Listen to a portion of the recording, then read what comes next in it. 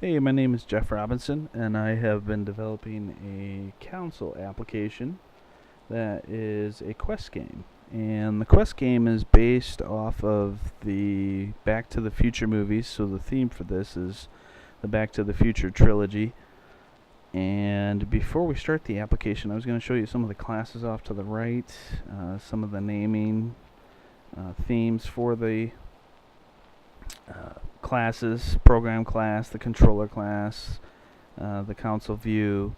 We also have the character class, which is a base class where you get to choose your character. We have a time traveler class, which is derived off that base class. We also have a time traveler action class, which is a class with a enum in it for the most part. But we'll head into the application after that and start the application. Right off the get-go, from the beginning of the application, just lets you know that's the Back to the Future game, and that you just realize that the flux capacitor really does work, and you can now drive or fly the DeLorean throughout time, and then see where the future takes you. So we'll press any key to continue, and this is where you gotta actually set up your personal information.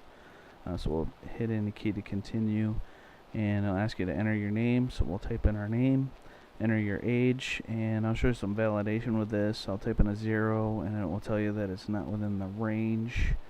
So we'll hit any key to continue, and then we'll type in a letter, and it will tell you that it is not an integer. So we'll press any key to continue and actually select a valid age, and then it will output the name and the age, and then we'll hit any key to continue. Next, we get to actually choose the character we're going to be during the game. I use the 3 main characters, Doc, Marty, and Einstein. We can really expand this into Sprint 2 with some of the other characters from the movies. But first we will type in a random name to show some validation, showing that you have to pick a name from the list above. So we'll enter a name from the list above. It'll output the name, and then we get to actually choose our destination year.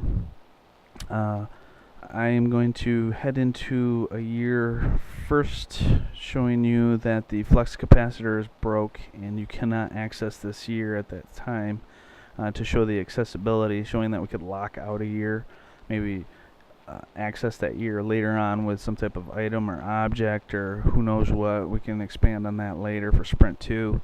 And we'll pick a year that we can access, and it tells you that you have reached 88 miles per hour and we're off to the future. So we'll hit any key to continue, and then we really hit into the main menu of the game. And then what I'm going to do is I'm going to show some validation. Type in like the number 8, and it will tell you that you have put in an incorrect choice. And so we'll also head into the display traveler info. This shows you your name, your age, your character, and the current year that you're in right now. We'll hit any key to continue.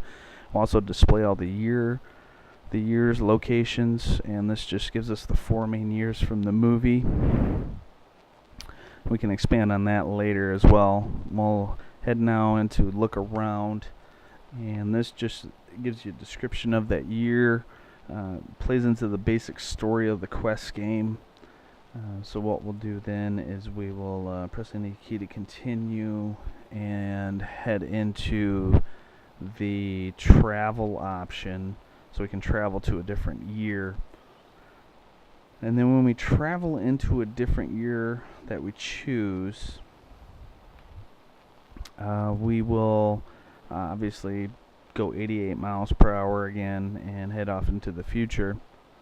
What I wanted to show you when we head into that next year is when we display the traveler info, it will show you the current year that you're in at that point with all the same information, and then when we look around, it will give you a specific description for the year that you're in again.